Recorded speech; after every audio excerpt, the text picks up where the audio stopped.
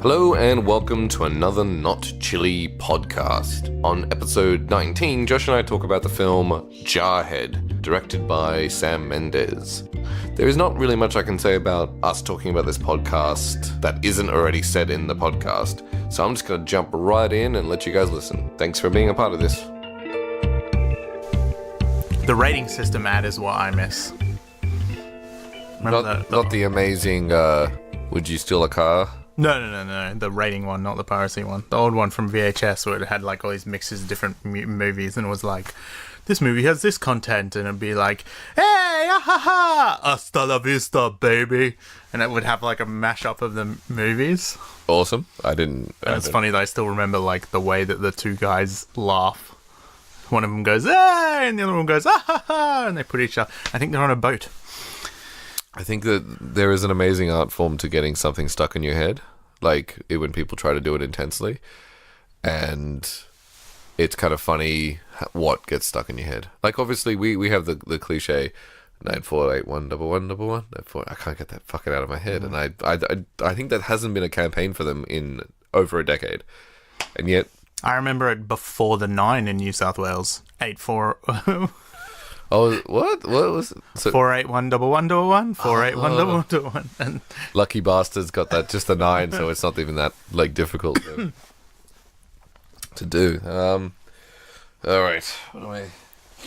Oh, I need things, Josh. I need lots of things.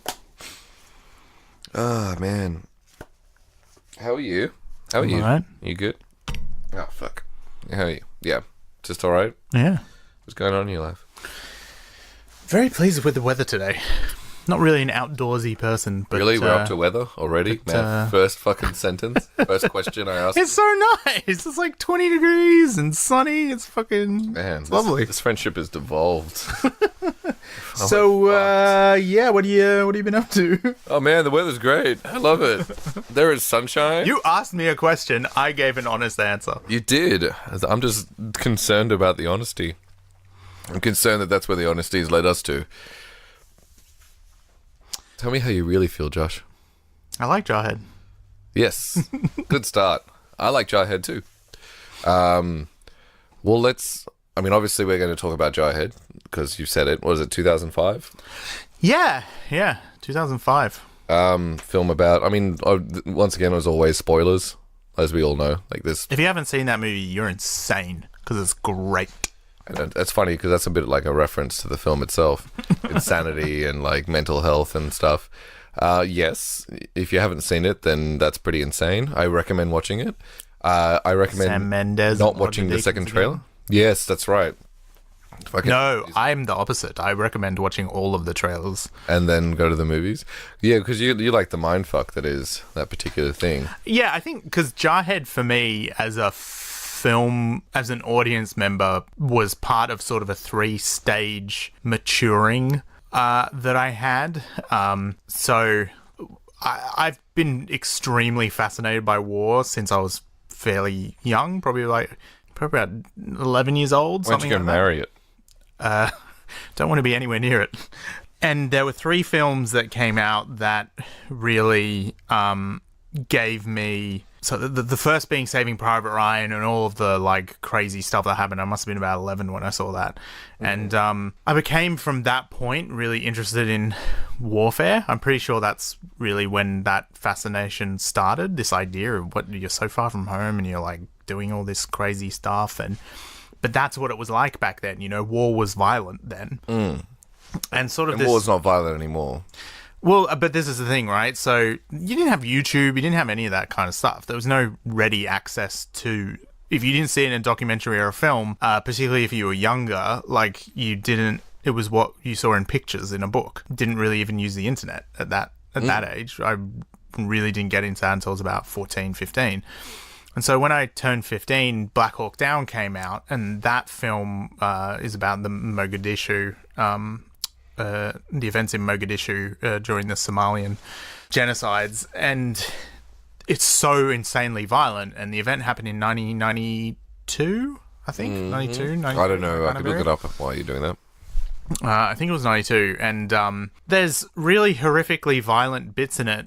People getting shot at with an RPG and having it lodged in their body. A guy gets blown in half and he's still alive long enough to say something to his comrade. And I walked out of that film with this just shadow cast over me that I was like, I thought that was the way they fought in World War II. All right. Like in the 90s, like so this stuff still happens. Like people still get blown up, and like war is horrific. It hasn't become some cleaned thing. Yeah. So that was sort of that disillusionment moment of this idea of, wow, it's actually really horrible. Because, I would say up until about 15, being an immature, like, boy, I'd be the type of person who'd be really wanting to watch Saving Private Ryan and that get kind of bored through the middle. Yeah.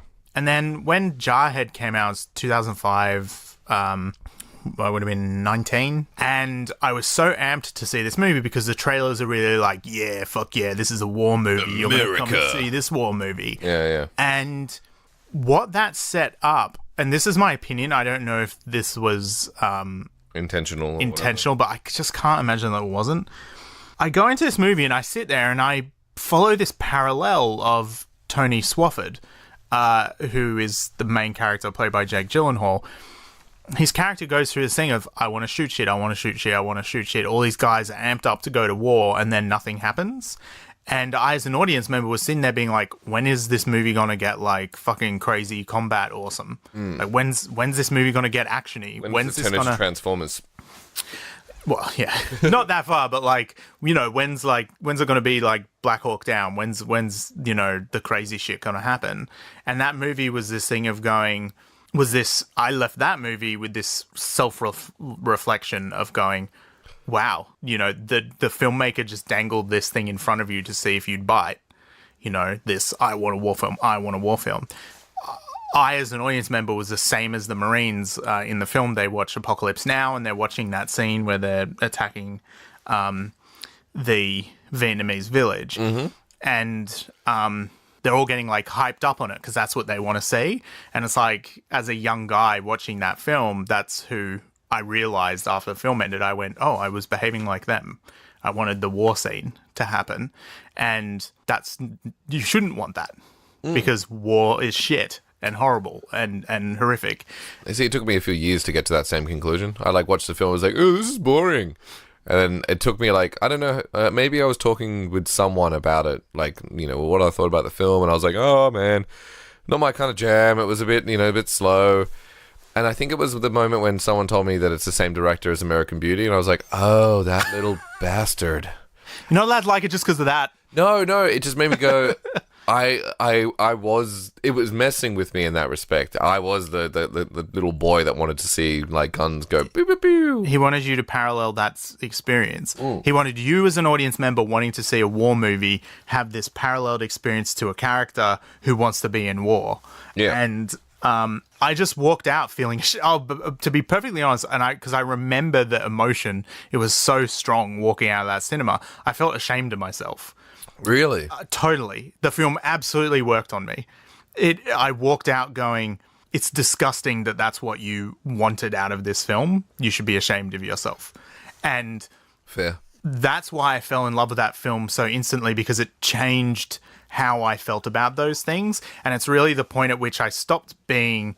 when I watch Saving Private Ryan now, any war film, but particularly ones that are very visceral, Black Hawk Down and Saving Private Ryan are two really full-on war films.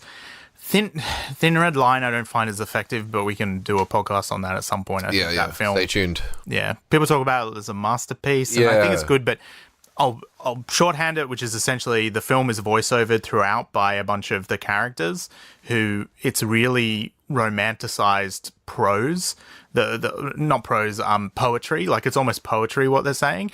And but you see those characters in the film, they're not intellectually capable of that thought process. Yeah, right. They're not. That's not their thing. That's not why do they not at any point behave or talk that way in the film? So it lays this thing on that really comes off to me as deeply insincere as what their thought processes are, and that's why that film really bugs me. Yeah, okay. But there are scenes in it, like, for example, actually, our friend Matt that you're working with at the moment, his scene in that I've never forgotten. Oh my God, he was in that film. Yeah, so he's meant to be, I think, like 15, 16, a kid who lied to get in or something, and he's terrified, and it's really, really good. I'm 99% sure I'm remembering that correctly, but I'm pretty sure that's how it goes, and they have this like bit where there's a baby bird like struggling to stay alive in the mud. And so there's horrible stuff that it just reminds you, oh, and we fuck up nature too, and we do this and that. So anyway, I'll end that thin red line bit there, but came from a point of finding the action sequences and the action stuff really interesting and exciting to it making me feel scared and uncomfortable, because that's how it should make you feel. I don't understand how people have done these things. I don't understand how they do it, but that was Jarhead was the film that really broke that sense in me, and really does mark the point at which I stopped being interested in action movies as a whole, with obvious exception here and there. Like I loved, Transformers that came 2 years later, but there's always going to be action films I enjoy. Oh yeah. But in it really made me appreciate drama more than anything related to the other aspects of genre, and that it made me feel that you should use violence only when it's, particularly in a war film, only if it's either honest or necessary for the film. And otherwise it's not necessary. Yeah, that's kind of, I mean, I'm not going to say it's a pet peeve because I enjoy kind of the comedy of it, but that's why I can sometimes have a problem with Quentin Tarantino, because he quite obviously uses like exaggerated, like gory action moments, and it's kind of funny and it kind of punchy and it works in his style, and that's the part I agree with. But part of me also goes, did you need to tell the story that way? Like, that is that useful to the story? Yeah, so I mean, that's why I specifically said war films instead of just violence in film. Violence in film for me is a different. That's a broader thing of what you can do in it. I mean, funnily, he made. My God, my brain has just gone totally flat. The Bastards movie. Inglourious Basterds. Inglourious Basterds, my God. Well, my gripe came from, like, not gripe, once again, it was just a moment in Django Unchained, which, by the way, Jamie Lee Fox, same, he's also acted in that movie. Jamie Lee Fox? Jamie Lee Fox? Why am I adding the Lee? God. Man, I am bad with names. Jamie Lee Curtis is who you're thinking of. That is who I'm thinking from of. The female actress from who does an amazing job in True Lies. Oh, that's true. Lies. That's so lame. It's that moment right at the end of the film when he's like busting up the house. He's been taken away, and he breaks out and he comes back. And there's that moment where he's shooting everyone. Tupac. Oh God, I didn't think of that. They play Tupac crossed with James Brown. So he's coming through, and it's like, see, that's why I love that scene. I love that scene because it's this, ex-slave coming through, and he's shooting everyone up to the sounds of his people's 20th century music. Yeah. It's all of that is brilliant and sick, but it threw me in that moment because it's when that, what's her name, the lady pops out, like everyone's dead and she pops out, and then he just turns and shoots her, and she goes flying back through the door she just came through.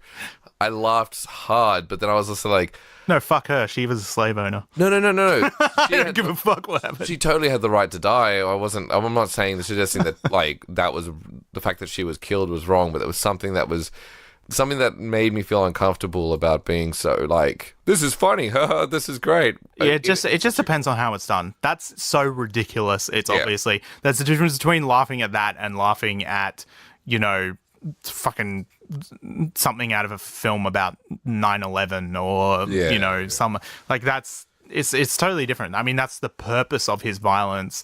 However people feel about it, obviously people feel very different about it, but there's funny funny and there's funny violence, and for it to be funny it has to be stupid. Yeah.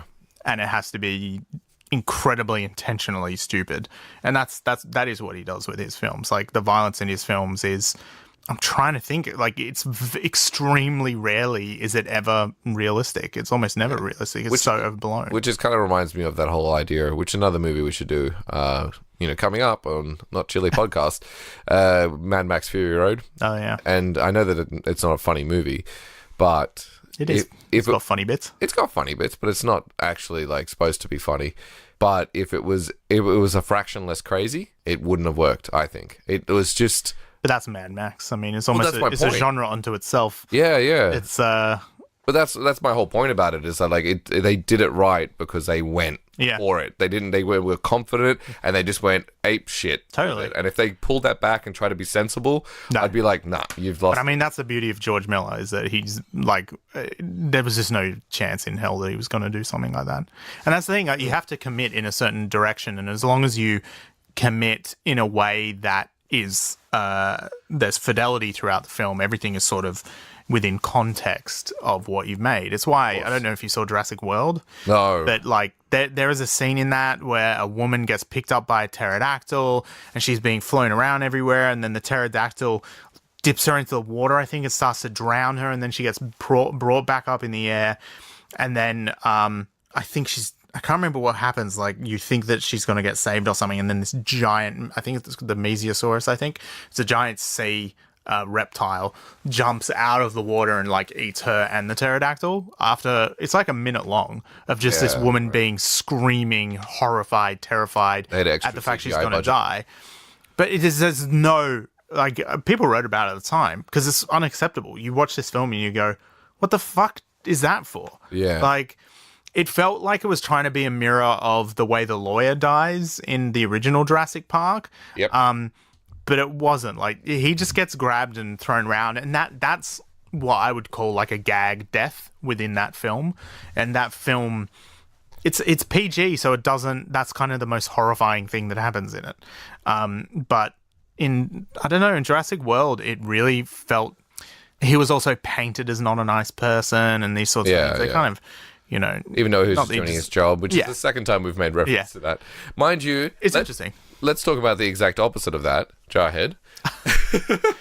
Anyway, so Jurassic World whole sucks. New concept. Moving on. Yeah, Jurassic World did not understand itself. I didn't see it, but I've heard enough from you to be able to make that. No, you should watch it. Okay, maybe we'll watch No, you should, no.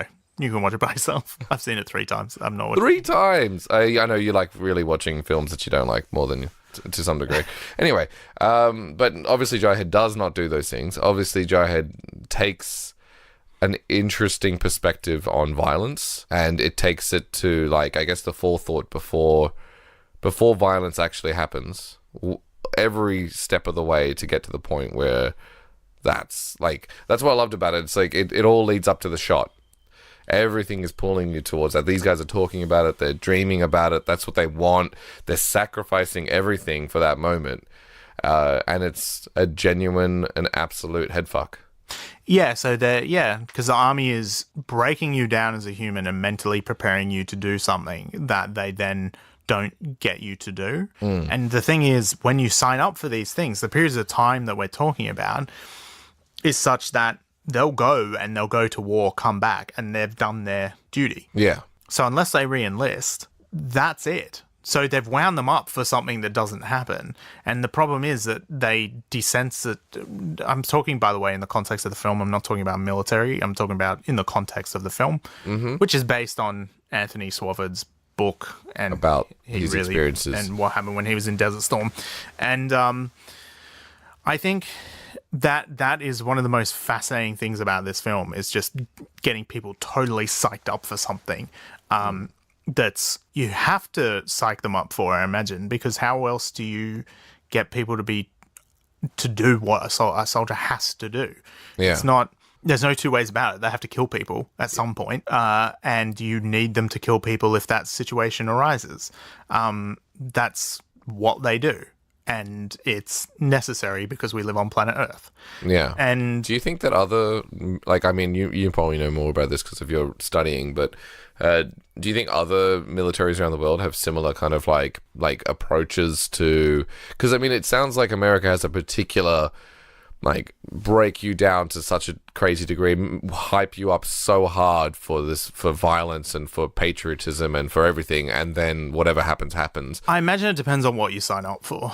But boot camp, as far as I'm aware, I don't know how they do it in America, but in Australia, as far as I'm aware, boot camp is boot camp. Everyone gets put through the same thing. So that's the break you down and physically prepare you, put you back up, and that goes for however many weeks or... But to the same level of, like, patriotism, America, like, and the equivalent would be, like, Australia, for your country. Actually, the Australian Army swears to the Queen.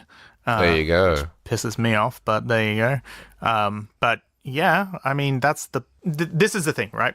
The only reason that armies work is because of nationalism, right? Yes. Because we know that if you pay people without them swearing an oath to your country, good or bad, by the way, history has taught us that it can go awry. So, for example, the most significant example of it in history was the German Wehrmacht, right? So they didn't swear their allegiance to the German people, they swore it to Hitler. And that, because of the German culture at the time, what an oath meant... Right. Yeah. You keep to an oath. It was taken very seriously, as they are with the military all around the world today. But they did what they did and fought as long as they did because of who they swore to. So that's why patriotism, nationalism are so important to the military, to any military, because you need them to be loyal. And what are they going to be loyal to? Yeah, right. You have to have them be loyal to something. So... that needs to be, they need to believe that whatever they're loyal to is worth being loyal to and, walking in front of bullets for or killing other people for. So, look, as far as I'm aware, and, I have a friend who's in the military it sounds to me like it's similar. Similar, yeah. I do not want to be in the army. No, that would not be an environment in which I would thrive. Oh, no. It's... especially, like, we saw the film, and the kind of bravado and the unleashed masculinity, which obviously might be of a particular time as well, because, I imagine some things have changed, is just... I don't know, it makes me deeply uncomfortable, let alone the fact that they all sleep in the same area and like where they have to like sleep in and what conditions they work in and everything like that. And that's one of the great things about Jarhead is that when you go into these things, you need to go in with your eyes open. But when you're 20 or 18 or whatever, going in... I don't think you're really mature enough to go in or have an understanding enough of the world to go in. So you go into this thing and, all right, shit, this is what the army is? I'm fucked. Yeah. And that's his journey. He goes there because he thinks that that's what he should do because of his dad. Yeah, he's isolated from his family and they're all fucked up and he doesn't feel he has anywhere to go. And from what I understand from the film, he doesn't seem to have the opportunity to go to college. So he goes into the army and regrets it, as he says at the start of the film, basically immediately. And that is a flow that continues as soon as this war is over and as soon as he rotates back home and as soon as his time is up, he's out. Put up against... I'm drawing a blank on Peter Sarsgaard's character's name. But, up against his friend who can't stay in the army and all he wants to do is stay in. Yeah, that's that beautiful scene at the end, where they kind of bring that to the forefront in the dialogue, just saying, like, I want to leave and you want to stay, and you're the one that has to leave. So, you have to do a lot of work to earn that type of exposition.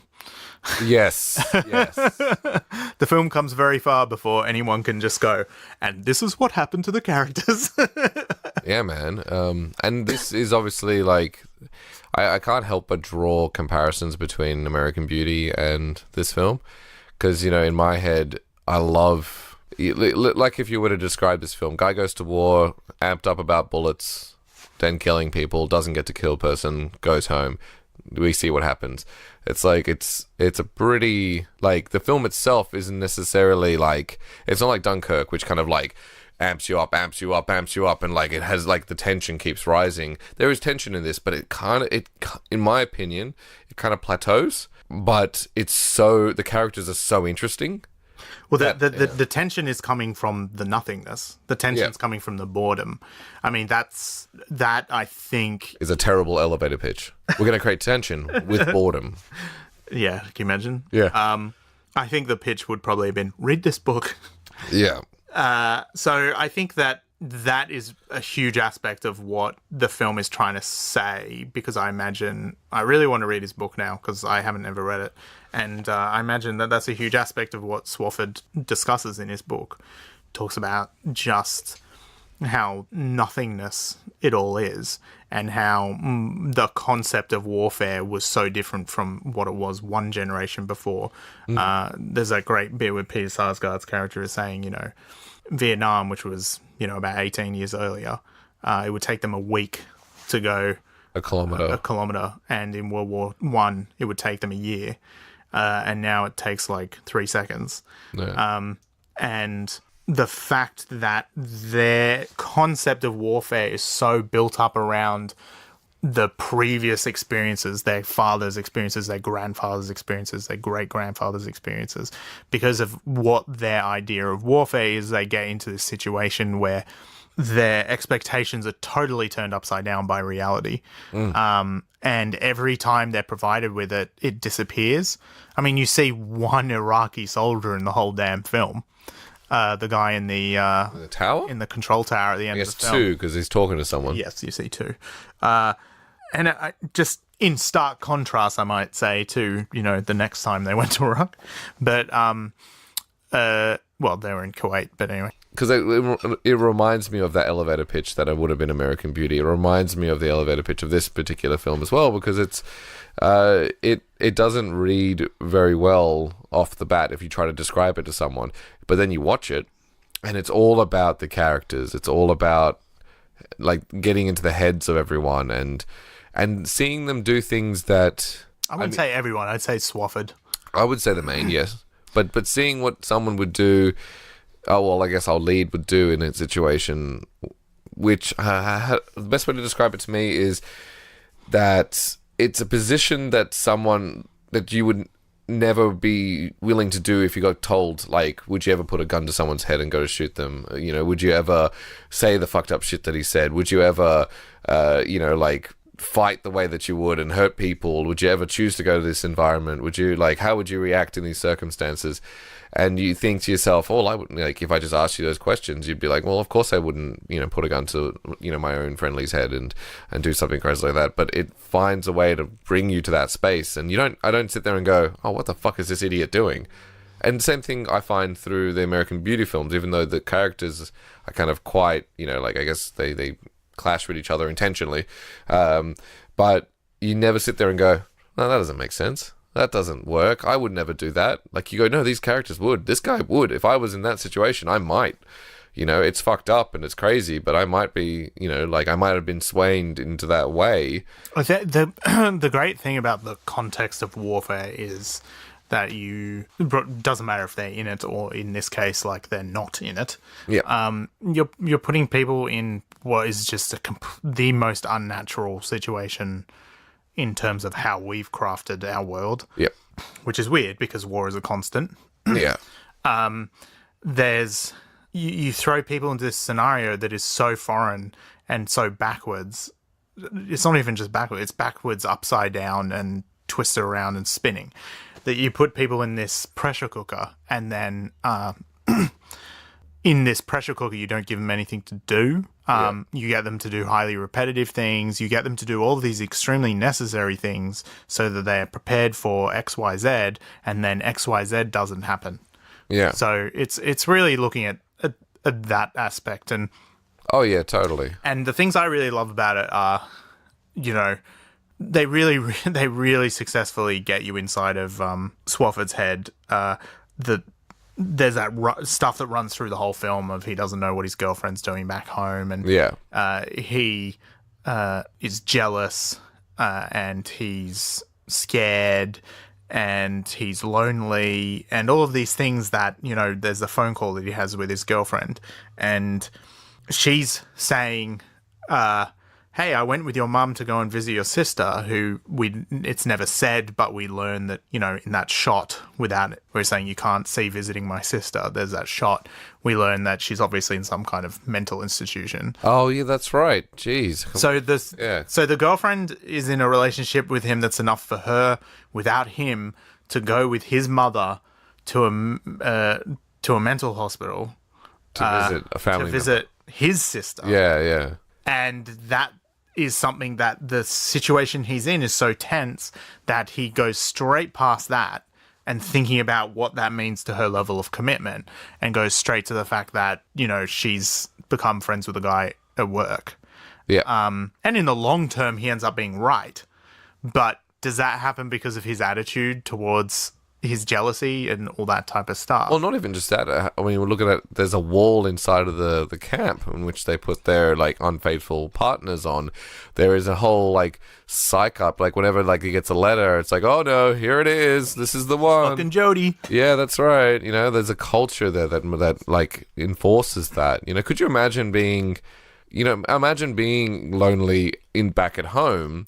I don't want to suggest that she was in a perfect position and she should have done what she did, but imagine being alone at home. Imagine, regardless of how many years of a relationship you've been, you should be faithful and everything like that, but you can't be close with the person you're being close with, and the one chance you ever contact, all that comes up is, are you being unfaithful? Yeah. Because of that one sentence you wrote? Do you think that if she was being unfaithful at that time, that's how she would have mentioned it, being like, hey, I met up with this guy and he's a good listener? It's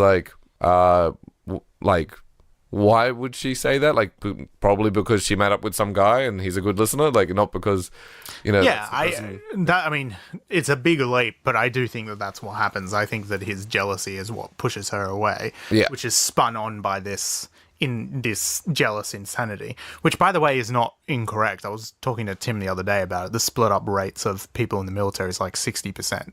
Shit. It makes sense to a certain degree, but holy shit. Yeah, it makes sense for careers. It makes sense to me, but I mean, What do you mean in careers? Well, if you're constantly for 20 years at home, not at home, at home, not at home, at home, not at home, he's gone for 7 months. That's the equivalent of a long distance relationship while someone goes to study for a bit overseas. Yeah, If you really loved the partner, you'd let them do that, and you wouldn't. Yeah, it's when you watch the film, it's there are guys getting dumped 100 days in, and you just go, okay, yeah, Not to say it's not a hardship on the people at home, but the thing that I find really cold about it is, look where they are. Yeah. Look at the situation they're in. They could die tomorrow.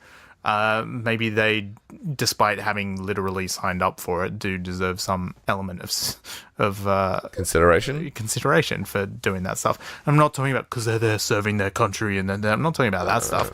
I'm just talking purely emotionally and psychologically about how someone is, and which they bring up really well in the film. There's that moment where he goes through, it's if you get hurt or if you get shot, you get put into this kind of, you got to sign this waiver. If you get this, and if you die, then you got to put this waiver. But if you, anything wrong with if you're going insane, there is no standard solution. That's right. And then he repeats that. Yeah. No standard solution. And you're that in the same way that you're talking about the plot of the film and what it's all about, that's also what it's about to me. That whole film is about the thing that I really it's totally about his stability and experience and mental health. Yeah. That's what's great in that middle section of the film is what happens to him. He's hating it and hating it and hating it, and his lack of, I don't want to say insanity because it doesn't go insane. He wobbles on the rails. He almost kills someone. Oh yeah, but we'll get to that in a sec. But what happens to him is the repetition of everything, pull your weapon apart, put it back together, go and hydrate, go and do this, go and do that. His mind is all completely filled up with, 1 + 1 is 2, 1 + 1 is 2, 1 + 1 is 2, 1 + 1 is 2, because that's all the shit that they're being given. And then the rest of the time is here, watch these movies and think about the fact that your partner's probably cheating on you, and everyone's breeding that type of environment here, that's what they're talking about. So I think he ends up and descends into this incredible craziness, which culminates with that moment where he goes to Ferguson and puts a gun to his head. And it's his, he said, I don't want to do my shift tonight, you do it for me. He shirks his responsibility, and through that, Fergus does something dumb. But still, if you're signed up to do guard duty... That put you there for a reason, usually. Yeah. No, it's not just that. You're assigned to it. Yeah. It's your job. That's your orders. He had abandoned his post. It doesn't matter that someone replaced him. Yeah. That he wouldn't have gotten in trouble if it was Fergus's night. Yeah. But he would have gotten in trouble for the drinking and stuff, though, because he was in control of their squad. And that's when he gets. So I think he's a corporal, and he gets put back down to private. Yeah, that's right. I think it was a lieutenant corporal, actually. Anyway, so yeah, he. That's sort of the culmination of the moment where he has that breakthrough the next day, where after threatening Fergus. Yeah. And he has that breakthrough when they're out in the desert, and he apologizes. As best he can. God, that moment gets me every single time I watch that film, where he just goes, like, you can almost not hear it. Yeah, He's just crying. And then they realize that there's people coming towards them. Yep. And it just snaps them back, and their training works, and he does something brave/stupid. Yep. I'm sure that they're probably most of the time indistinguishable. But he seems to be okay from that point. He seems to have his head screwed back on. He seems to... when he looks in the eyes of Ferguson and he sees what he has done to that person through his because after he does it, he puts the gun up to his head and he's like, do this or I'll shoot you. Like, he has a bullet in the chamber of the gun, it's loaded, he's about to shoot him, the safety's off, and then he gets Ferguson to hold the gun and tells him to shoot him. He's like, shoot me. And then he has that, oh my god, what am I doing moment. And then he goes and sits down away from him. And you can see in that moment, he doesn't recognize himself. He doesn't know what he's become. And he realizes that these are people who, despite all the bullshit and bravado, masculinity, and testosterone, at the end of the day, these people care about you. Yeah. And look at what he's done to a person who cares about him and who he cares about back. And the way that they look at each other when they're out in the desert, when he apologizes and he sees what he's done to someone. And that links up to the humanity moment that he has with the camel people, the camel people, the people with the camels, because that's all I know about them. I guess the locals with the camels, where it could have been, it might be violence Bedouins or something. Yeah, might be. Did you say penguins? Bedouins? I was going to say, I'm like, what the hell are you talking about? Bedouins are nomadic Arabs who, I don't know how you say this, but technically speaking, swear allegiance to the nation that they're in. So there are Iraqi Bedouins, Israeli Bedouins, cool. They're Bedouins all over the place, but their allegiance lies to because they just roamed for like hundreds of years, right? Yeah. So they could go anywhere. And then when it was like, no, there's countries now, in a way that's quite solid. You can't just go back and forth. Yeah. So then they started swearing allegiance to wherever their tribes kind of ended up, and then they either stay still or they move. They set up. They're often treated like shit by most of the countries they're in, but anyway, I think, I don't know. Well, either way, that moment that he has, like, it's kind of like, is it the whole platoon's there? He's the one that breaks through. Well, like you said, brave/stupid reaction he has there.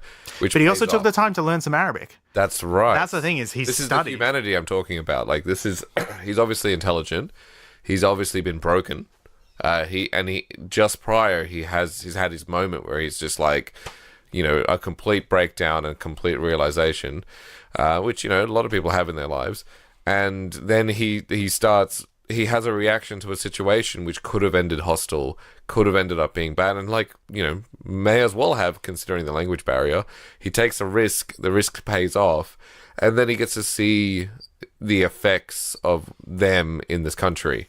So, when he's back on the truck, and the dude's, admits to shooting the camels. I'm the one that shot the camels. Yeah. And he's disgusted by it. Exactly, and I think that's a really... like you described, it's kind of a turning point for the character in the film, and I think he starts to inhibit what a soldier should be like, That Yes. it should be about doing the right thing. It should be about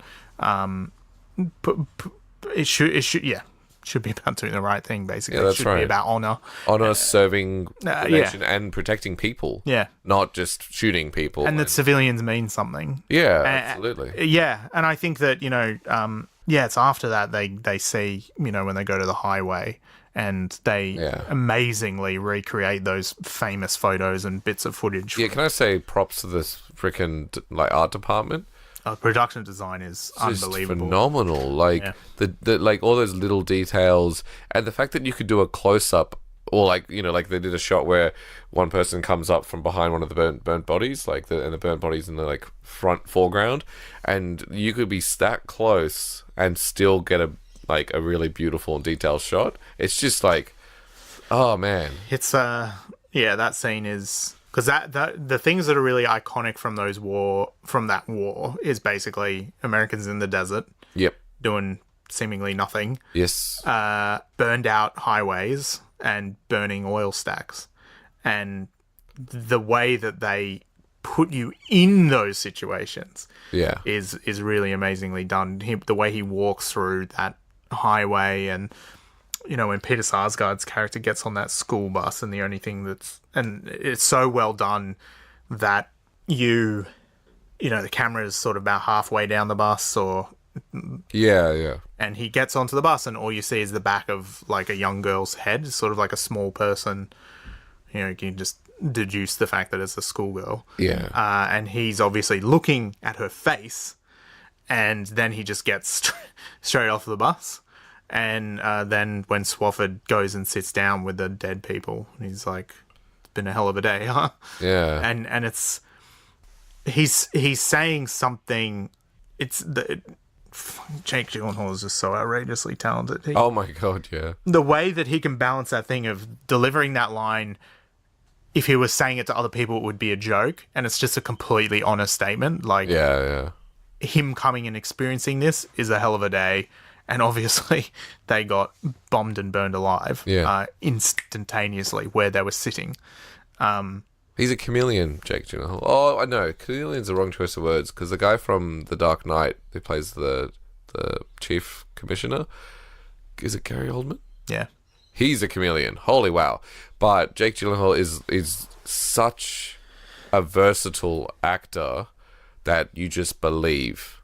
I don't think I've seen a movie where I've gone, that's Jake Gyllenhaal. Like, in the sense of like... I haven't. Probably the closer it would be like Day After Tomorrow, because that character is just kind of a nothing character. Young guy. Yeah. But he plays that...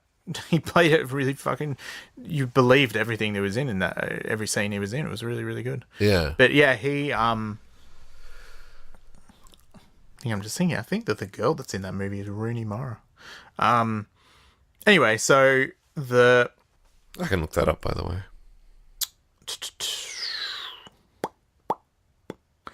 What was I thinking? We're talking about that scene where Jake Gyllenhaal gets into and sits down. Oh, yeah. Yeah, so I think the ways that they put you in those iconic scenes and the number of bizarre things that happen in the film, or weird, even just weird moments, like with the guys with the camels. Yep.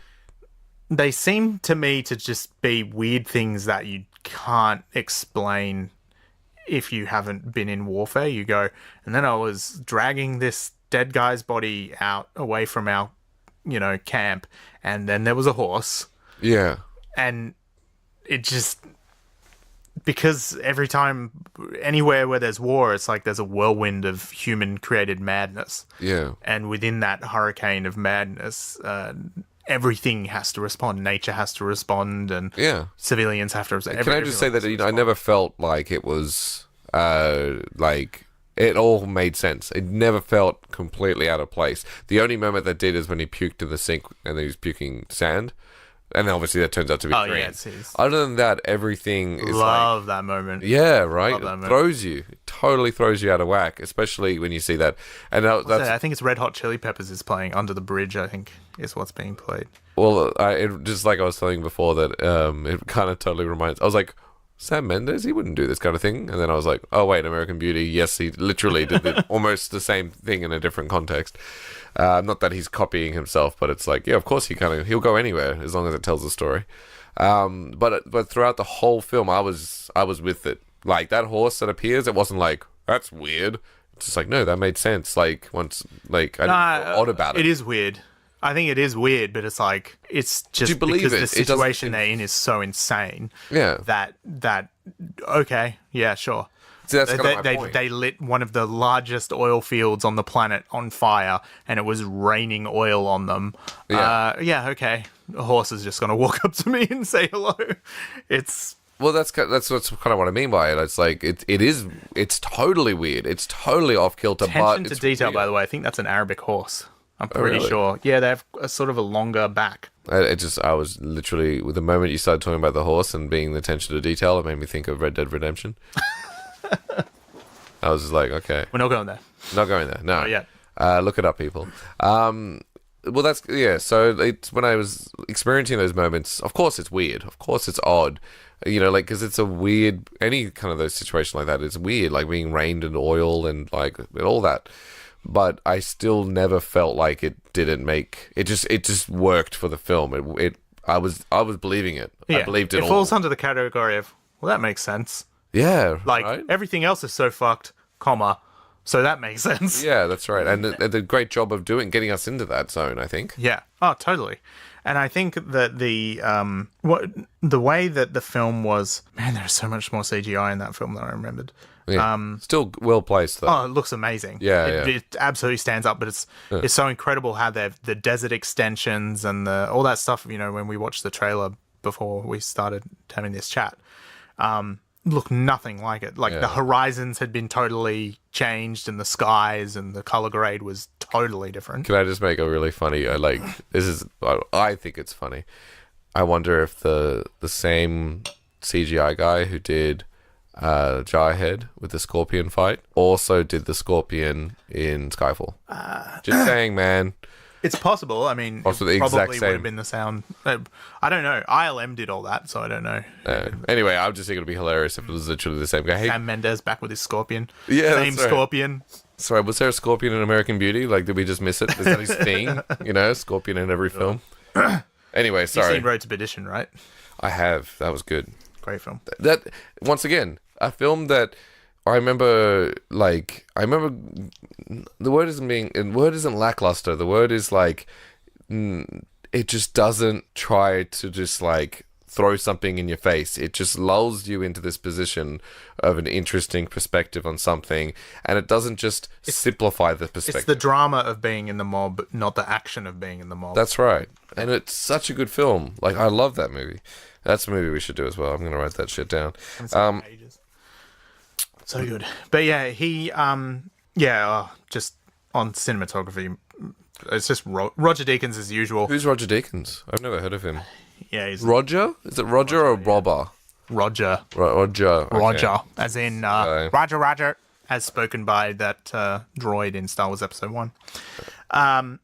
It's not Janusz Kaminski, because I know he did that really good film, Vanilla Ice.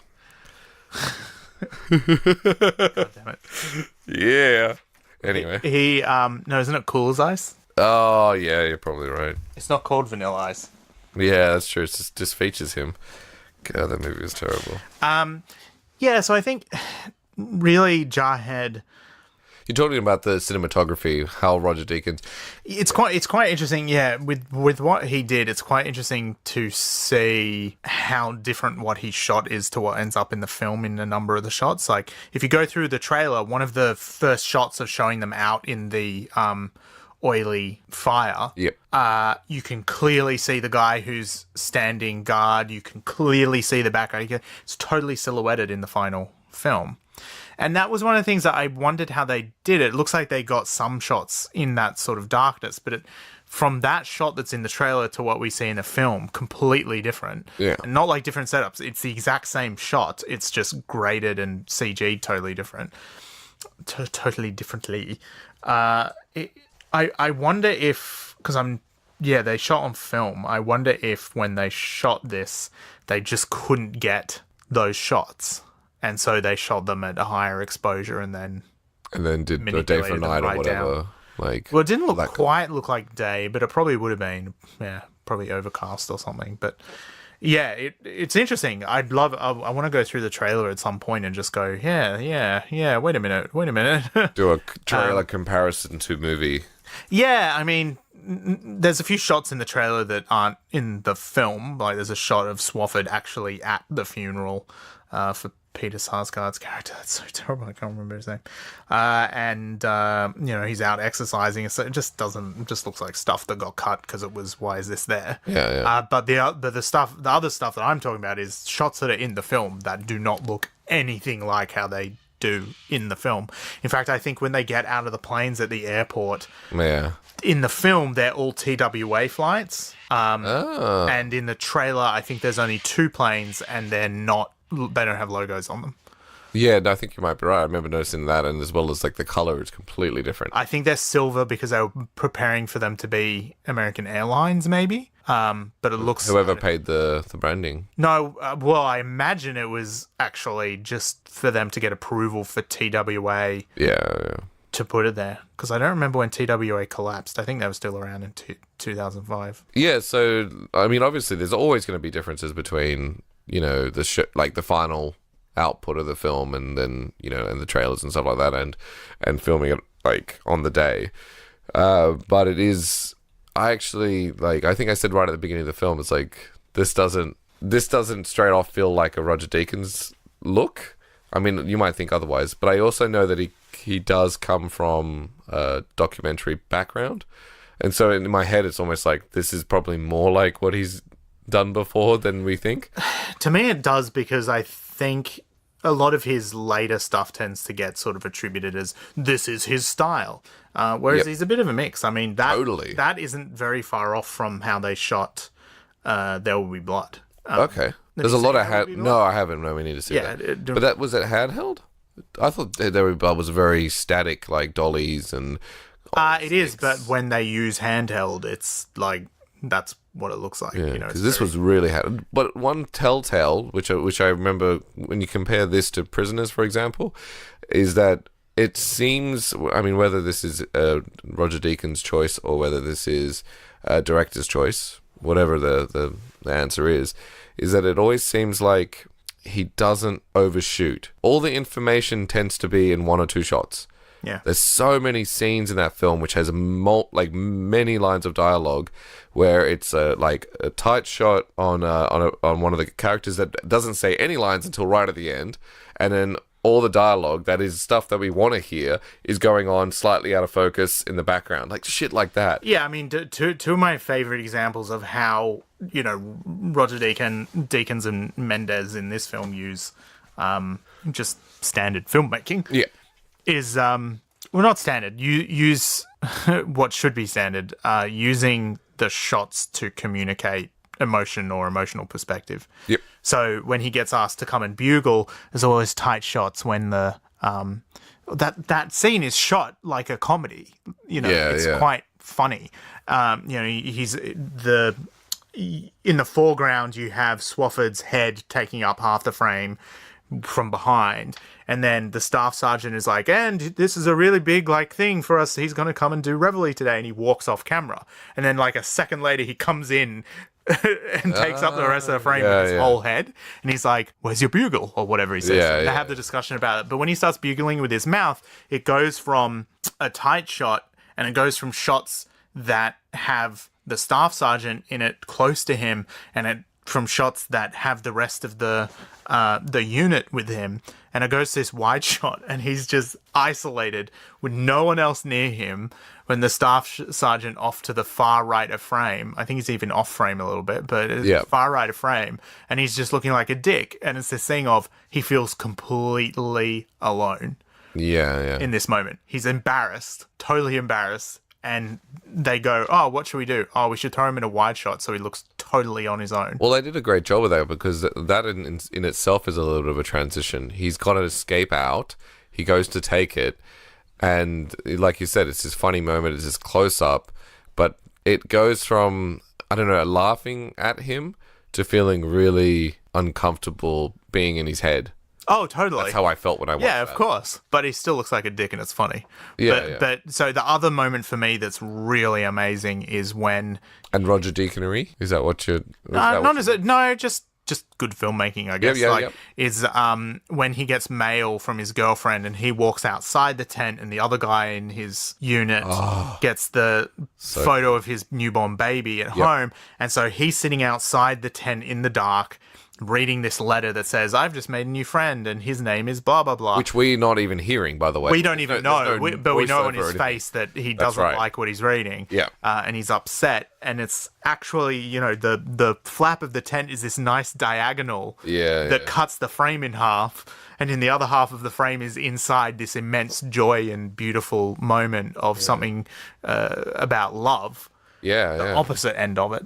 The greatness of it, and he's experiencing the jealousy and the paranoia and the harm of what he thinks is happening. And those are the two moments to me that just really smash you over the head with going, here is some filmmaking for you. And can I also say that moment there that you're talking about, I love that he's in focus, if I'm not mistaken. Yeah, he's in focus. And they're out of focus. All the audio and all the conversation is out of focus. You hear what they're saying. It's like, that's where the audio is focused, in the sense, like, that's where the sound source is. Because it's the other people's experience of love that is contrasting. Yeah. The whole shot is about contrast, right? And you can't not have the sound be a part of that. No, and you can imagine that while he's reading this, is despite the fact that he's probably in his own world and he's probably sucked into this letter, he's probably also hearing that moment. He's probably also experiencing it to a certain degree, this kind of like immense love and family and happiness. And because of his experience, he's not taking part in it. Yeah. He can't. He feels the way he feels. He can't. It's one of the best shots in the film. It's so fucking good. There's so many, and this is like, if we were to talk about telltale signs of Roger Deakins, it would be that he seems invisible, and then you start breaking down certain scenes and you go, oh, that's what he did, and that's because he's an amazing, try not to get in the way. Yeah. And even in those, I love the way that they overcrank the when the mortar shells are going off, and he just freezes and stands there. And it's in normal speed, and then it just goes overcranks, they quadruple the FPS, and it goes into slow motion, and it's a type of shot that could totally be a wank shot. That whole sequence could be a wank shot, but it's all about Swafford and being inside his head, and that's all that it doesn't do anything else. It's glorious, incredibly beautiful shots, but it's about how he loses control of understanding the danger that he's in, and yet his body doesn't.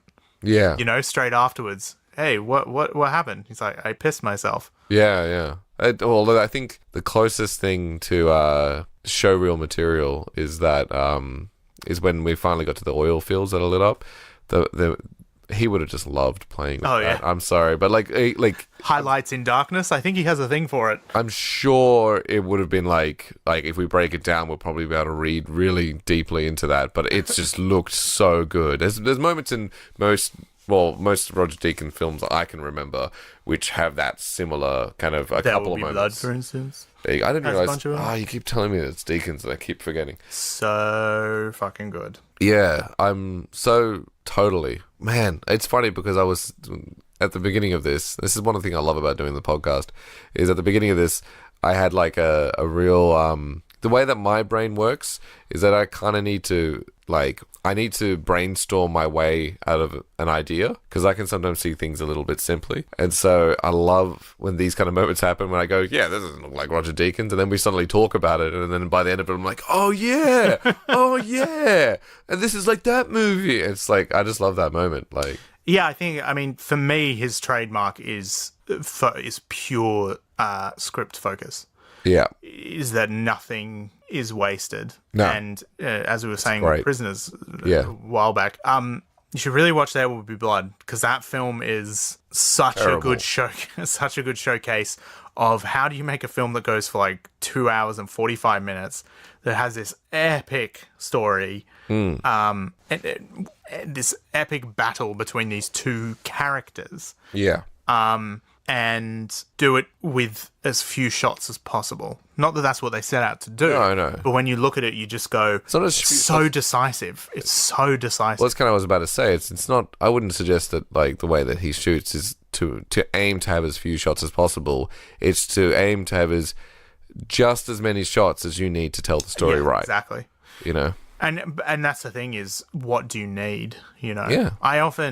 I mean, that's the thing for me. I often panic about Coverage. coverage and under coverage and stuff like that. And, you know, But I mean, like, I'd say more often than not now, under coverage is more my worry, because I try to be as decisive as possible, you know, like Staying the Night that we did last year, that there's that shot, you know, the character comes over the fence and then we go through. It took a million years to do because of the way the dolly was moving, but that was the way that I wanted that shot done. And that was it, full stop. And it's that thing of, it could have been like 3 or 4 setups. Oh yeah, totally. But I really strongly felt that it shouldn't be. I felt that it should be 1. Could have been a total mistake. You know, that's not really... But why spend... You could either spend 4 hours or whatever. Maybe, like, I don't know about these films, that maybe they take days to do each shot. But you could either spend 4 hours or so on one shot that tells everything. Or you do 5 or 6 shots that try to get you there and give you options. Yeah, I guess it just has to be that thing of, you know, on the set when we were having difficulties with the shot, and then at one point, I don't remember who it was, but someone brought up, look, maybe we could do it this way instead, and I said, but that's 2 shots, and you have to have that thing going off in your head of going, am I trying to get this 1 shot because I want it to be 1 shot because I want to be, well, we got it in 1 shot. Or do I think it's the right thing to do? And I couldn't get past the fact that it felt to me like the right thing to do. We were having this conversation today, actually, about... Because, I mean, I'm working on a micro-budget feature, and we're talking about, like, where I choose to sacrifice... you know, audio and get posts to do work when they need to, in the sense of like Foley work, and so the dialogue's still clean, and how for me, like, I love, as you know, I love the human voice. That's kind of why I do sound recording. It's one of my favorite. You're welcome. Yeah, thank you. Don't stop talking. I love it so much, but I'm all... And I know that you are as well. I'm all about the project. If regardless of what it is, I'm there to serve the quality and the project of the film, and not to hinder it. So if we need to do it a particular way, then we do it a particular way. Someone makes a call on that, and I give my professional opinion, but I value that so much that it's actually probably calmed me down as a recordist, because I remember when I was starting out, I was very like, oh my God, it needs to sound right, it needs to work well, it's got to be right. And now I'm like, no, we're getting it. It's fine. We've got it. This is okay, and this is... I mean, that's the thing, is that you can't, for example, I'll give you an example, you know, you can't always go, well, no, we need to get a version of this with a close-up or a 2-shot because I need the boom in. If that shot, for emotional purposes, has to be a wide shot, that's it. Yeah. Can I tell you a moment in this film that I felt that exact feeling, and I liked it? I was going to say Jamie Lee Foxx again. Jamie Foxx. Oh, when Swafford... I think I know. When Swafford's on the toilet, that's and right. Because of his perspective, you can see the ceiling. Yeah, and ignoring the shot and where the boom, but it's boomed. Like, they probably were wearing bugs or something, but I don't think, if they did use it, they used it very subtly. It's the moment where Jamie Foxx's character walks off with the book, and he turns and he says something, and then he walks back, and the audio perspective is wide, and then he gets close, and then you hear it close. So the boom must have been, you know, in that perspective. And I remember talking to a few sound recorders and actually listening to stuff about sound recording. And something that I personally believe in myself is that I think that the space you're in, the environment you're in, the way that people work in that space tells a story. Oh, totally. You shouldn't deny the environment. That's correct. Unless you have reason to. That's exactly right. Which is a Fincher thing, right? Like, you finish... So my point being is that, like, obviously you'd probably leave a mic on them just in case they have the option to do so. But as a recordist, I will make decisions like that if I think that that's appropriate for what the picture is giving me and what the scene requires, unless, for example, that was, let's just say that was a toilet scene, which it was in a bathroom, and it sounded like it was in an airport, then I'd be like, okay, well, I'm going to go for close mics. I'm going to try to get it as clean as possible so they can make it sound like a toilet. If it makes sense, it looks right, it sounds right, and I can understand clearly the dialogue that is need to be spoken, because obviously there are scenes where you don't need to know what the person said, then I will go for it, because I love telling stories with microphone placement. And that scene reminds me of the balls that post-sound and location sound recorders had for a moment like that, which just adds to the scene. And obviously something that like rings in my ears because I spot it and I'm like, ugh. Anyway, yes. No, it makes sense. And yeah, and as I was saying, unless you need it to not be like in Gone Girl, they're in this freight elevator and it's there and it's an intimate moment and it's very clearly purified, it's ADR, and you can barely hear any of the ambience. But the point is, it's because they're so attracted to each other that everything else, they don't give a shit. Everything else has fallen away, and emotionally for them, the focus is each other. Yeah. And in that circumstance, you go, I don't want to hear the fucking elevator. Yeah, that's right. You know, I don't want to hear this industrial, extremely loud, wooden thing. And to take it even more simply, there's that moment where Jake Gyllenhaal's character is standing and like slow motion and everything's blown up and you hear nothing except for the sand. The sand, yeah. And that's all he hears. Yeah. Even if he doesn't, because it would have been so loud. He feels it. It's the feeling. Yeah, there we go. Because that makes sense. Yeah. I think... You think. Good to know. Sam Mendes, he makes an alright film. Yeah, it does alright. But the thing is, he makes great movies, in my opinion. Even when he did James Bond, I loved it. That was my favorite James Bond. He did Skyfall. I loved the next one too. Did he? Oh, he did, didn't he? I loved Skyfall a lot. I remember enjoying the last James Bond film, but I can't remember in my head. I can't remember. It was just. It was kind of just. Let's go back to old. Yeah, James it was. Bond. I thought it was fun. I thought it was really fun. I think I remember having that same feeling. It was just a bit of silly fun. But that's, I mean, having it be a franchise is such a different thing to, you know, I haven't seen, I can't remember the film he made with Kate Winslet just before they broke up. Was he going out with Kate Winslet? Is that what you're saying? They were married. Really? Yeah, for like 10, 15 Sam Mendes and Kate Winslet. Is it? Okay, I didn't know that. I was just... so they made a film together about a marriage breaking down, I think. Oh, really? It's going to be terribly depressing and go for like 3 hours. I've never seen it, though. We should watch it. It sounds so depressing. But yeah, it's Leonardo DiCaprio and Kate Winslet. So I haven't seen that one, but... Titanic 2. No. I'm sure no one made that joke. Never. I never make jokes that other people do. But yeah, I think they broke up like shortly after that, as far as I remember. But I think that's the only one I haven't seen. But yeah, he Road to Perdition, Jarhead, Skyfall, love him. Yeah, I mean, he obviously has talent, and he also, in the same way that in my opinion, the same way Roger Deakins is all about the story and the project. I think that Sam Mendes is also. He takes the essence of the project and he goes... You don't do to American Beauty what he did if that's... Not your attitude. If that's not your attitude. I mean, look at that scene from...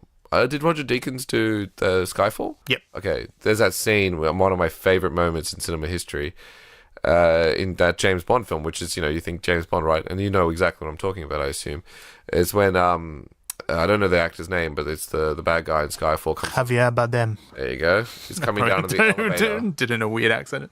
Yeah, in the wide. And it's a super wide, and he just talks his whole way in. I mean, that must have been a blend of a bug and a boom, but I'm not going to talk about that. He lets it breathe all the way, and that would have taken ages because of timing and because of like the shots, and that each shot would have taken 5 minutes at least. It's funny if you ask them and they go, no, second take. Probably. First take. Yeah, I wouldn't be surprised. The level of professionalism you're dealing with there is pretty high. Like, even if it took 50 takes, fucking amazing. Yeah. Like, I respect the kahunis on directors and DOPs. Not to suggest that every director or DOP has to do that. I don't respect you if you choose to cover that in more shots. But I love that. I enjoy moments like that so much because it's it's so, how do I describe it? It's so ballsy, yet not being egotistical. It's not like, oh, look what I can do. Ooh, I'm amazing. It tells a story well, it enhances it, and it's brilliant. It's important. He's in that elevator and it's like, you can't see his face and stuff, and he's far. And that's that thing. It's who is this person that's causing this chaos? Yeah. And it's this gradual, that's who it is. And it's a double layered that's who it is, because he's explaining to him his point of view. Yes. So we know who he is philosophically, and we then know who he is visually, because we see what he looks like. That's right. That's why, if you're directing that, you go, but it has to be like that. Yeah. Not that it has to, like you said, there's 1,000 ways to cover anything. Yeah. But that they pick that way because they said, well, these are the two things that are happening in that bit, the things that are being revealed to James Bond, and we think this will be the most effective way of telling that story. Not this would be the coolest way, or this is like the nicest way, or whatever. It just works out that it's cool. Yeah, that's right. Yeah, but I think that the conversation would have been, this is the most effective. Yeah, totally. Their opinion. Obviously, there's, like we said, there's 1,000 ways to cover it, but I think that that's what they would have said, and they both would have been, yeah, let's do it. This is going to be tough, or this is going to be super easy because we have amazing actors. So I think that certainly that comes through in all of their work together, and that's why I think they're a great combo. You see that, and nothing's wasted. The only shot that's not that Sam Mendes directed it, but the only shot that I remember Roger Deakins that we still haven't figured out is that tree shot in Prisoners. It's like, I mean, I'm sure it makes sense, but that's the only shot I can think. I still think that it's that you're the calm before the storm kind of thing. I think that's what we were talking about before. The idea of the normality of the place. Yeah. That's it to me. Of that, there's something, the looking in this frame for something of why am I looking at this? What's happening? You're being, I guess you're being coerced into being suspicious in the frame. You start to think of the idea that despite the fact that this whole setup is ideal, it's all it's a nice suburb and all that type of stuff, that there's something lurking somewhere. Yeah. That you're missing something, and that thing that is missing is real and sinister. Yeah. That's what I think that shot's about. Yeah, and you can only do that if you do that once, if you know what I mean. Like, if you spend the whole film doing that, people will be like, okay, you're just shooting trees at this point. But because you have that one moment, by contrast, it's like, what? Do you have a problem with Peter Jackson? Shooting trees? Well, if they're alive and they talk, then that's fine. Then that you're allowed to do that, I think. There's that bit in, I think it's in Fellowship of the Ring, where they're pulling all the trees out of the ground and they're getting ready to build all of their war machines and make the Uruk-hai. Yeah. It's all the same tree. Yeah, they shot it from like 12 different angles. Oh, really? They just kept pulling it over and over and over again. That's fucking amazing. The tree in Jurassic Park, the one that the car falls into and the one that they sleep in. Yes, same tree. Josh's facts. I can tell you about all the trees in films. That's like your one superpower. You just know about all of it. I love it. Another moment I'd love to draw to, which I really loved, because there are subtle reasons why I really enjoyed it. And I know that you loved it. And this is, by the way, the podcast hasn't come out yet. It'll probably come out before this one does. We make reference to the whistle, and this is why we're which whistle? Oh, that. I thought you meant the prisoner's whistle, and I'm like, what? No, because I was doing that. Yep. And then you actually make reference to it in the podcast and say, like, I think you were playing it in your van when you pulled up. Maybe, yeah. And I was like, oh, we should watch Jarhead. And you're like, why? Exactly, which spurred me on to write about Jarhead. Yeah, don't worry, be happy. But there's obviously let's just skip over the obvious, which is like the contrast between, or not the contrast, but the feeling of Jake Gyllenhaal's character through that moment, and then how it slowly becomes distorted as we get to that point in the film, which is right at the beginning, where he goes, and I don't want to be here anymore. And what I will say is, other than the beautiful editing, like cutting points and the great juxtaposition with the music and how it all kind of deteriorates, I love and I could be wrong about this, but post sound seemed to have, as it got more and more kind of messed up, when it started to ramp up with the drill sergeant, so did the volume of the thing. In the mix, the music started getting more intense. The music starts after the drill sergeant. Okay, whatever, there's a moment... Oh, man, there might be... When he's getting... when they're going to brand him, the music stops... It stops... when he gets branded and wakes up. All right. Have I missed it? When does it start? At the beginning of the brand? When his head gets slammed into the... Okay. All right, well, I'll take it from the beginning, because... I'm pretty sure. You could be right, but just in case... Nah, fuck it, I'll take it from that point, because I know I know the point you're talking about. Maybe it starts again. Well, okay.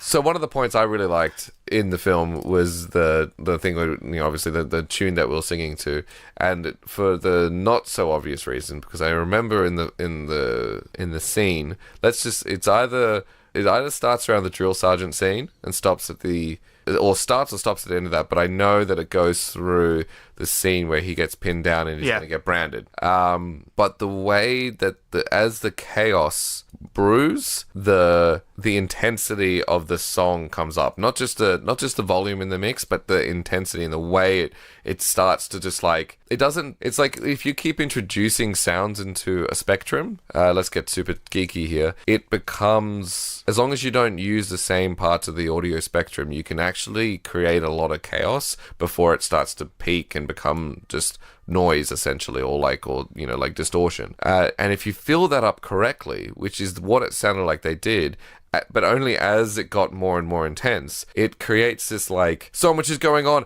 like an overwhelming feeling of audio experience. So an overwhelming feeling of like an audio experience. I guess I just said the same thing.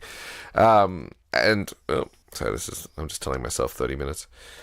So an audio overwhelming feeling in that moment, which obviously correlates with what's happening on screen. Because it starts off with like, he comes in, he's seeing that thing, the music's playing, and then as they realize that it's like the attention turns to him for this whole branding thing, the music starts to ramp up, but not quickly. It's like you don't notice it until he's already punched the first guy and they're holding him down, they're about to pin him onto that bed, and then suddenly it's like, the music is just like, it's so intense and so chaotic, and you can hear really clearly what those guys are doing in that scene, the sound of them, as well as the clarity of the music. And I think that was an amazing audio moment for me. I'm not sure what you feel about that. No, I love it, yeah. I'm going to have to cut the shit out of that. That was terribly done. Is that all you have to say? That's good stuff. No, I mean, that stuff is great. Yeah. I think I'm... You feel like you're burnt out on what we're talking about? I don't think I have anything else to say. That's not like... This is a good movie. Because there's sort of that political stuff at the end, which is fair, considering the film came out 2 years after the Iraq... Do you mean when the guy jumps to the bus? No, that's really hammering home the experience of what happens to you if you've gone through war. Yeah, that's what I thought. No, before that, when there's two characters, when they're taking off their uniforms and they're throwing them into the fire. It was a big deal in terms of public relations. That was the first modern camouflage that the United States had really shown. Certainly the first they ever put into warfare. And is that bad because other countries can see it and it's... No, it was this idea of they'd always had green. Because where you fight dictates what your camouflage is, right? So it says something about what your country's interests are, what the camouflage is, and where you're going. Yep. And so they're going to the desert because of oil, and to free the Kuwaitis that they fucked over when they left. But the one character is taking off his desert camos, and he says, we're never going to need this again, and throws them into the fire. And then another one takes them off and says, we're never going to come back to this shithole, and throws them in the fire. And this film comes out 2 years after they just invaded Iraq. Like that. Oh yeah, I didn't see that. That makes so much sense. And I remember seeing it at the cinema, and now it feels a tiny bit more on the nose, but at the time at the cinema, it was like, fuck, yeah, what is... 2 years in, we knew that it was a fucking disaster. Oh, yeah. But it was, yeah. Aside from that, all the kind of other stuff's like, the fucked up guy that does all the messy shit and all that kind of stuff.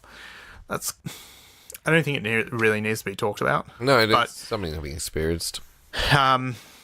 Yeah, I think that it is such a tight film. It reminds me so much of Road to Perdition in terms of being this incredibly tight, very well-made film that, for some reason, doesn't seem to have captured this classic film thing that, say American Beauty has.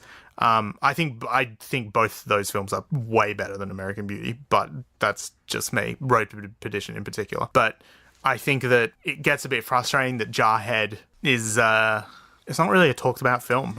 What do you think it made in the box office? How much do you think it costs? Because I looked this up before. How much do you think? What's your opinion? $55 million.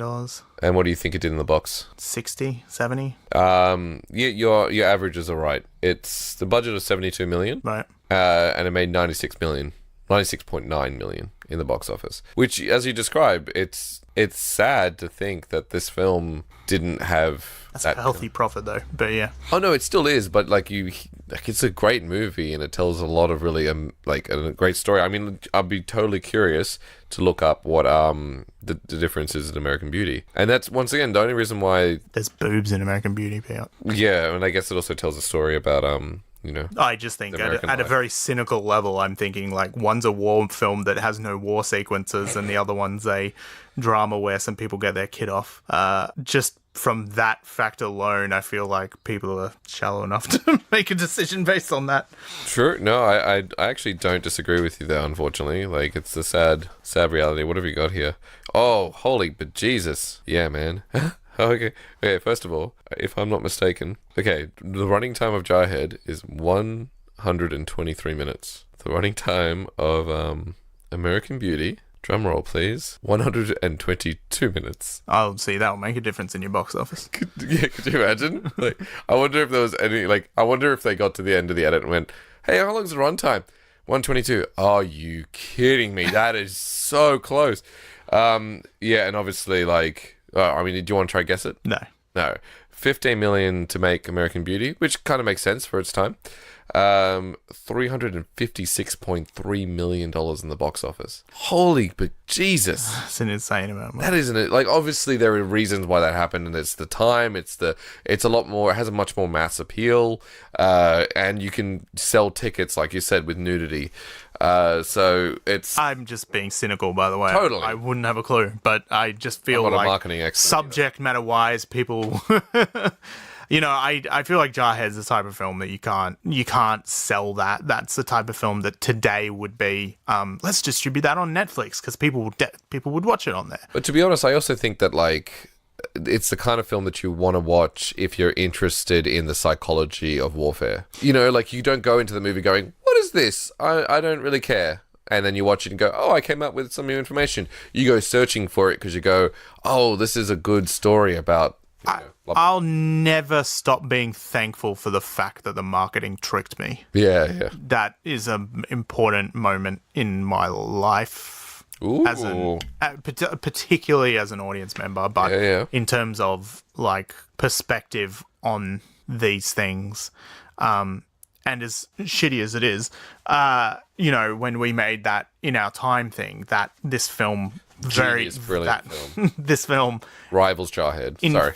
Infected that concept. It had that thing of, oh, you don't have to, a war film can be 99% just drama scenes and then one thing happens. That's right. And so that was that idea of it. However horrendously bad the dialogue and stuff is, that was a heavy influence on my thinking when I did that. And so if that was something that I was to pursue and write a war film, it would have a huge impact because that is what the important part is. Shooting at each other is plot that results in tension and drama and stakes and cost if characters die or whatever. But it really, at its essence, it's kind of who's shooting at each other is dressing. For the emotional exploration of what this insane exercise that we participate in constantly as a race, literally constantly, without end, how it affects people, particularly when we look at it from our stabilized, westernized life. And go into these insane scenarios. Whereas if you're Sudanese or Somalian or something, and this is normality, it's interesting that we, in the West, we participate, particularly America, participate so much in warfare, but from this perspective, and the film does raise that in a few points. As I said to you when we were watching that bit where the colonel is addressing them, and he brings up this picture of this child that's been attacked with chemical weapons. Yeah. He's like, we're gonna stop this shit, blah blah blah blah blah. And I'm like, this guy is old enough to have been doing this in Vietnam. Yeah. You know, it doesn't. You're there for fucking oil, not to stop Kuwaiti children from getting hurt. Yeah. And it's that thing of when it was your interests, it was okay to drop this shit on children. You know, Agent Orange and Napalm and all that stuff. Like, so it's okay. But and so I really do love that politically, that side of it. And they do bring that up politically throughout as well with one of the characters where he's like, we're just here because the fat cats want to keep control of their blah, blah, blah, blah, blah, which from a cynical perspective, I totally agree with. I mean, the main reasons for Desert Storm were to assert control in the Middle East whilst at the same time demonstrating to the world what the post-Cold War military of the United States is and is capable of. And they had all this like lies and stuff that went with it. They had this missile system that they said had like a 99.6 success rate of Saddam Hussein had these missiles called Scuds, long range missiles and they could either be explosive or fitted with chemical weapons, I think. Yeah. They were firing them at Israel and, you know, friends of America and stuff like that. And so the Americans deployed this system of saying, hey, we have this missile system that will stop all these missiles from falling. And they had all these demonstrations. All the demonstrations were totally flawed. It turns out that missile has never in history intercepted a single missile. So it's just a complete load of bullshit. Yeah. But it was about this showing who we are. Yeah. In terms of military prowess, how can we look as big as possible and as dangerous as possible to everyone, so that they know the world police are still here. But with the sort of subtext line of the world police for places that we are interested in only.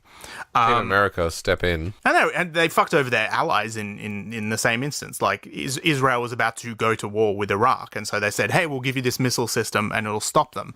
And the Israelis went, oh, sweet, okay, then we won't go to war with Iraq. And the missile system didn't work. And the missiles stopped getting fired at Israel before it was really noticed. The Israeli military did notice, but before it became such a big deal. But the Americans knew this and were completely willing to let the missiles from Iraq continue to fall on civilians in Israel if it just sort of served their interests. Yeah. It was a very selfishly motivated, imperialistic type of warfare with that good old democracy sticker slapped on top. Which I think is... And they do touch on it in a few points in the film. Yeah, totally. And I think that that's actually like a whole podcast in itself. But also one that I would love to do more research on myself, because I know that a lot of the stuff I've heard comes from you or from Tom or whatever. That Desert Storm's complicated. It's as one of the guys says in it, you know, there was that joke at the time of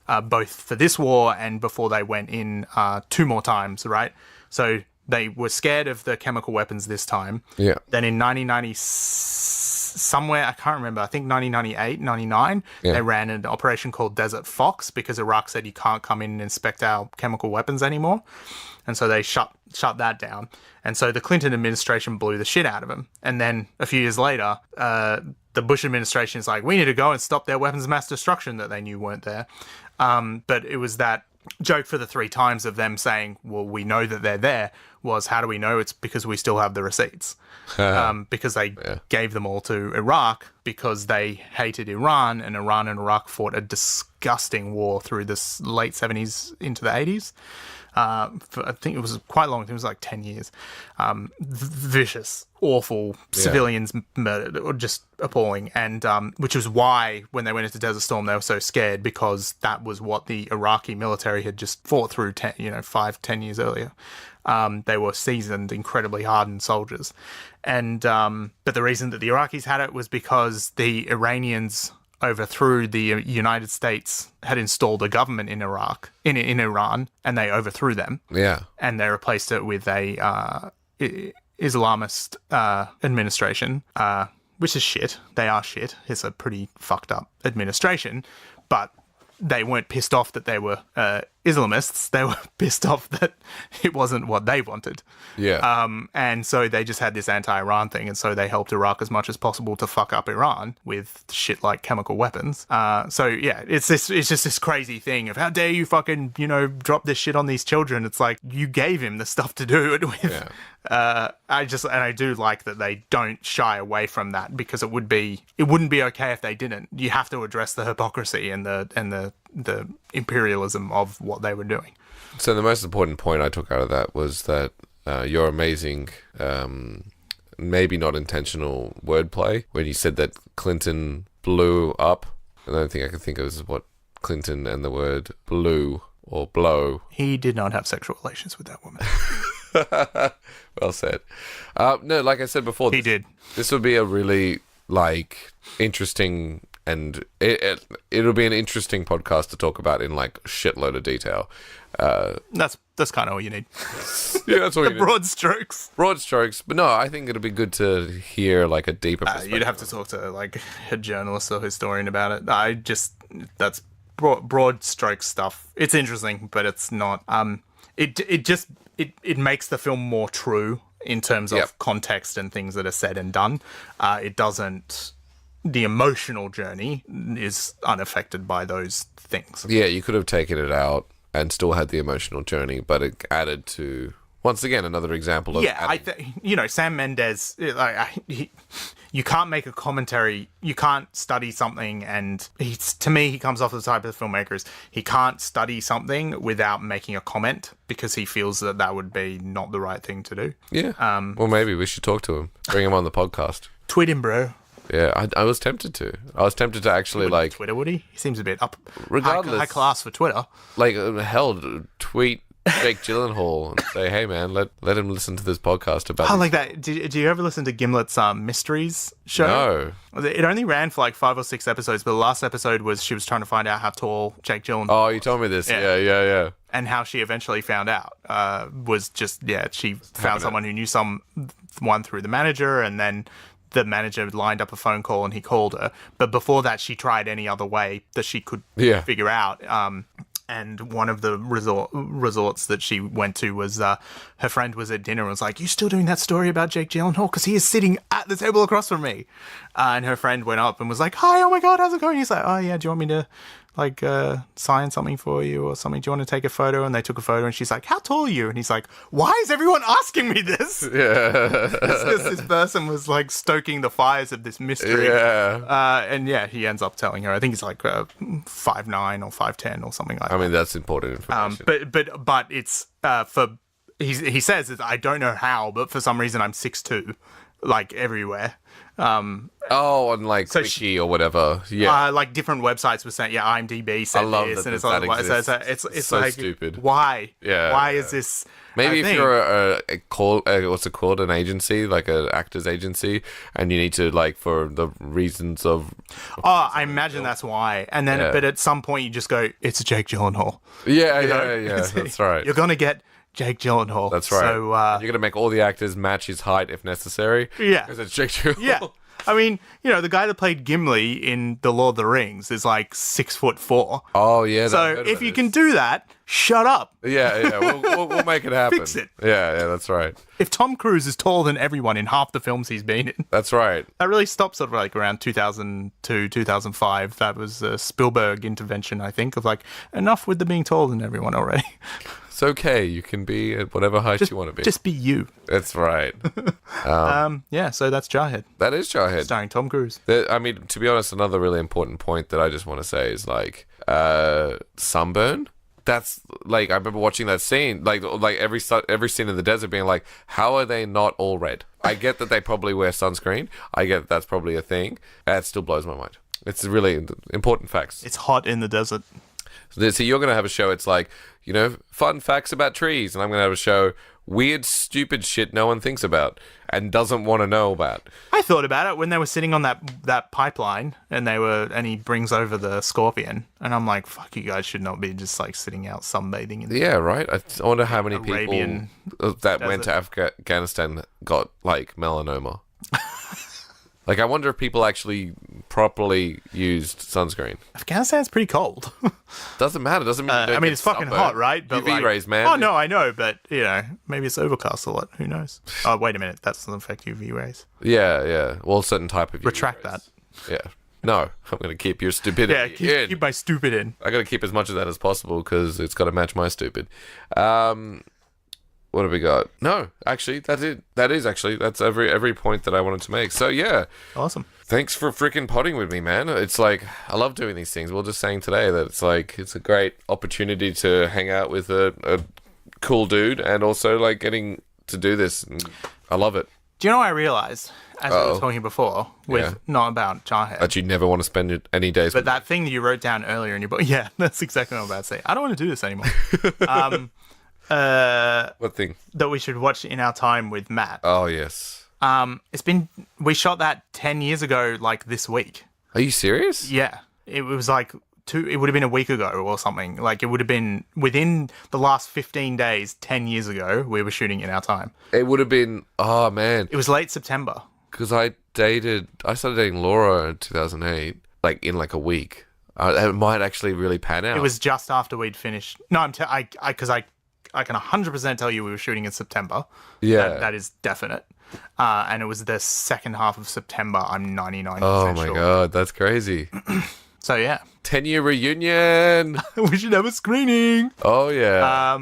But we should definitely do a podcast with Matt. Absolutely. I think we can totally do that. Yeah, shit on ourselves and I was thinking that literally for some reason.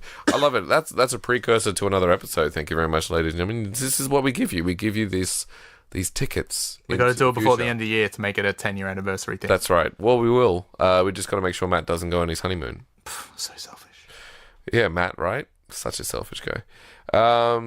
Yeah, man. Thank you very much for potting with me. This is always a pleasure. Can't wait to put this one together. And we'll see you on the next cycle. Too easy. Woo! So that's the podcast for today. Stay tuned as there will be an episode released every single Thursday. And to keep up to date, don't forget to subscribe using Podbean or wherever you get your podcast. On this episode, I want to give a special shout out to Josh Lundberg for coming back yet again. This podcast was produced and edited by me, Piotr Wasilewski, and the music was sourced from the Filmstro website. Till next week, thank you for listening.